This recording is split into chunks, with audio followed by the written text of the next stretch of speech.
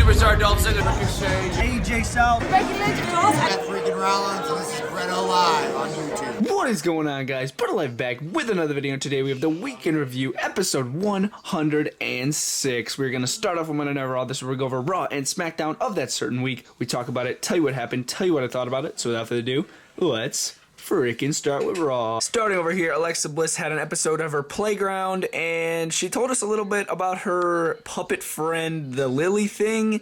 And I guess the puppet's basically telling her what to do now. So I guess the puppet told her to destroy the women's roster. And it also told her to get rid of the Fiend. The puppet doesn't look anything like that, by the way. I'm just getting it in there for reference. But yeah, I guess she's taking orders from the puppet now. And now she's going to do whatever it says. Pretty creepy, but yeah, I'm not really too into the Alexa Bliss thing. But that was just alright. Moving over here, we had Naomi and Lana versus Shayna Baszler and Nia Jax. 2-on-2 match. You gotta think if Lana and Naomi pick up a victory, they're definitely gonna get a tag team opportunity a tag team title opportunity in the future. We had Mandy Rose and Dana Brooke come out and distract Nia Jax off the apron, brought her up the ramp. Enough time for Naomi and Lana to hit a finishing maneuver on Shayna Baszler and pin her 1, 2, 3. I thought this was really bad. Just so obvious and stupid how they did this. I just wasn't a big fan. Not at all. But yeah, anyways, Naomi and Lana did pick up the victory with a distraction from Dana Brooke and Mandy Rose. It was okay. Not my favorite part of the show, that's for sure. Moving over here, Sheamus was supposed to have an open challenge, not for the United States Championship, but an open challenge to basically, if you win, you will get an open a United States title opportunity. But yeah, Sheamus, he come out. He's like, the open challenge, it's going to get going. And then Humberto Carrillo comes out. And I barely recognized his entrance music because I haven't seen him come out to his music in such a long time. All he ever does is just run after the stupid 24/7 title. But yeah, he come out. And then I'm like, oh, I'm actually looking forward to this. Humberto Carrillo is like super talented. Doesn't really have a character, but he's still super talented. But before I knew it, Sheamus runs out of the ring and just destroys him. Literally destroys him. Leaves him in a twisted heap, center of the ring, and just walks away. I'm like, okay, they just destroyed Humberto Carrillo.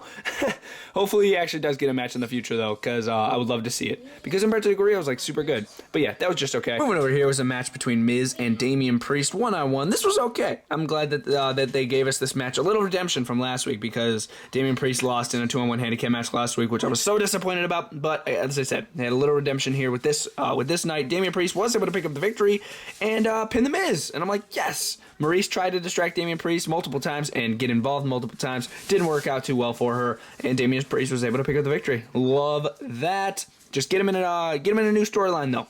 Just don't keep don't keep this going with the Miz too long. Get him in a new storyline. I'd love to see it. Moving over here, my favorite match of the night: Randy Orton, Matt Riddle, 1-on-1. So Riddle was backstage. He's like, you know what, Randy Orton, let's start a new tag team, RK Bro. And Orton's like, I feel disrespected. I want a match with him. Does he know I'm a legend and he wants to start a tag team with me? So Randy Orton's like, I want a match. They had a match. It was freaking awesome. I loved it. They kept it going. And they just gave this match some time. And I'm like, oh my gosh, if you give a match some time, it'll be a good match. So they did that, and it was good. Riddle was able to sneak a victory. I'm not sure if it was necessarily a roll-up, but he like snuck pinned him, and then 1, 2, 3, and then Randy Orton was super surprised. I was super surprised. I thought Randy Orton, it was going to be a clean sweep Randy Orton dubbing. But no, Matt Riddle was able to pick up the victory. You gotta think that this rivalry ain't over yet. And maybe, you never know, they could ultimately become a tag team in the future. You never freaking know. Moving over here, it was Elias versus Kofi Kingston 1-on-1, and we had Xavier Woods on ringside with a electric guitar, and I'm like, okay, I see the ending of this already. Xavier Woods is going to distract Elias with the electric guitar, and then Kofi's going to win. But no! In the end, we saw Elias drop Kofi Kingston center of the ring, and then he went up to the top rope and hit an elbow drop. A Macho Man elbow drop. And I'm like, oh my gosh, that was wicked. Hats off to Elias. That was a wicked elbow drop. And then he dropped that, and I'm like, oh my gosh. 1, 2, 3. And he pins Kofi Kingston. I'm like, oh my gosh, that's a former WWE champion. Let's go, Elias. Elias was looking good in this match, too. I ain't just saying that because he won. But yeah, hopefully Elias gets something, too. And Jackson Riker, because dang, that was pretty good how he actually picked up the victory there. Moving over here, it was a rematch, I guess. Cedric Alexander and Shelton Benjamin versus Eric and Ivar, the Viking Raiders. Another rematch. Honestly, would have liked to see the Viking Raiders face a different tag team, but there's really no tag teams on Raw, so I understand. But yeah, Eric and Ivar, Shelton and Cedric tag team match. Eric and I were able to pick up the victory again. Super easy for him. I love this Eric knee to the face, by the way. He, like, knees him in the face, and he's like, just like that, which is awesome. And then they hit the Viking Experience to pick up the victory. So they're definitely going to be hunting after Omos and AJ Styles. If Omos and AJ Styles would show up to Monday Night Raw, I haven't seen him in, like, since WrestleMania, which is stupid. But, yeah. Where are you, Omos and AJ? That wasn't bad, that's for sure. That was a pretty decent match. Moving over here, this was interesting. So first, it was a 2-on-1 handicap match. Drew McIntyre versus T-Bar and Mace of Retribution, I guess. And, yeah, and then it ended up being a disqualification because, yeah, I guess somebody was beating on somebody too long in the corner. Disqualification. I'm like, okay, that was stupid. And then Braun Strowman comes out because T-Bar and Mace are trying to get an assault done on him. And I'm like, oh boy, here comes Braun Strowman. It's going to turn into a 2-on-2 match now because Drew couldn't find a partner earlier in the show. And I'm like, okay, this is going to be good. I'm looking forward to this. Braun, Drew, T-Bar, Mace, tag team match. And this was very interesting, how they ended this match. So the match was, it was okay. The match was okay between these two, or these four, I should say. It was a pretty good match. T-Bar and Mace in the end. Drew McIntyre unmasked Mace. And I'm like, oh my gosh. Are the commentators going to acknowledge that that's Dio Madden from commentary and from NXT? They didn't. They kept his name as Mace, and I was very, very shocked. I thought they were just going to drop the Retribution thing and turn it into Dio Madden and Dominic Dijakovic. I think that would have been a way better idea, but they didn't do it. But I thought it was pretty cool. He unmasked him, he started beating him with his mask, and then it turned into a disqualification. T-Bar hopped in the ring, Braun Strowman unmasked him, and then it was Dominic Dijakovic, and they didn't acknowledge that. I was so mad, because they're still calling him T-Bar, and that's not T-Bar, dude. But yeah, they unmasked them both, and I'm like, whoa, that was pretty cool. But still, they didn't acknowledge them. I thought that was stupid. But yeah, that's how they ended that. It was okay, and I'm very interested to see if they're going to ultimately call them by their real names, because T-Bar and Mace are not their real names. But yeah, that was okay. Well, but yeah, guys, entire show, obviously, the new rating scale, 1 through 5, 1 being the worst, 5 being the best. Monday Night Raw this week, I'm going to give a solid 3.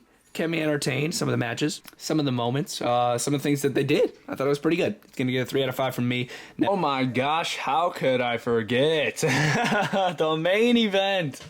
Almost forgot it. Charlotte, Asuka, one-on-one. It was an okay match. It was decent. We had Rhea Ripley on ringside. She ultimately distracted Charlotte, got into a little confrontation with her. They grabbed each other, but it wasn't disqualification. And then Asuka was able to backslide Charlotte. 1, 2, 3, pick up the victory.